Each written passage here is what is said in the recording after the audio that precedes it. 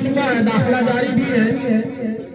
मैं आपको बतला दूं कि आज हम सब यहाँ यौम जमहूरिया मनाने के लिए जमा हुए हैं।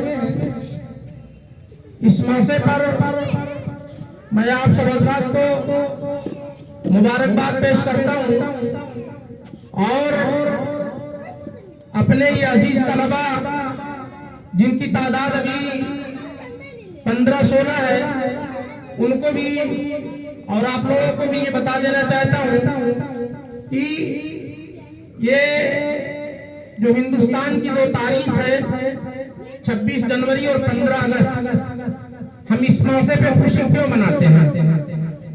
मैं मुख्तसर में ये बतला दूं कि आज से तकरीबन 80 साल पहले यानी 1947 से पहले हमारा ये मुल्क अंग्रेजों का गुलाम रहा और तकरीबन 200 साल का गुलाम रहा। फिर बड़ी कुर्बानियों के बाद हमारा ये मुल्क 15 अगस्त 1947 को आजाद हुआ।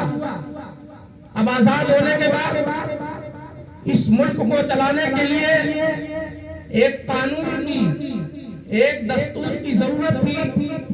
चुनांचे एक दस्तूर साज कमेटी तैयार की गई जिसमें लगभग 308 मेंबरान थे, मुसलमान भी उसमें मौजूद थे। उन 308 मेंबरान ने लगभग 2 साल 11 महीने 18 दिन की मजीद मेहनतों के बाद वो दस्तूर तैयार किया और 26 जनवरी 1950 को वो दस्तूर नाफिज किया गया। उस दस्तूर का नस्बुल ऐन ये था कि बिला इम्तियाज रंगो नस्ल दीन और मजहब हर शख्स को पूरी आजादी होनी चाहिए। हर शख्स अपने मजहब पर अमल कर सकता है, मस्जिद बना सकता है, मदरसे बना सकता है, जलसे जुलूस कर सकता है, अपने मजहब का प्रचार और प्रसार कर सकता है। ये कानून जब बनाया गया, इस कानून के अंदर हर शख्स को मजहब पर चलने की आजादी दी गई। तो इस मुल्क का एक तबका था जो फिरका परस्त तबका था, जो आज भी मौजूद है।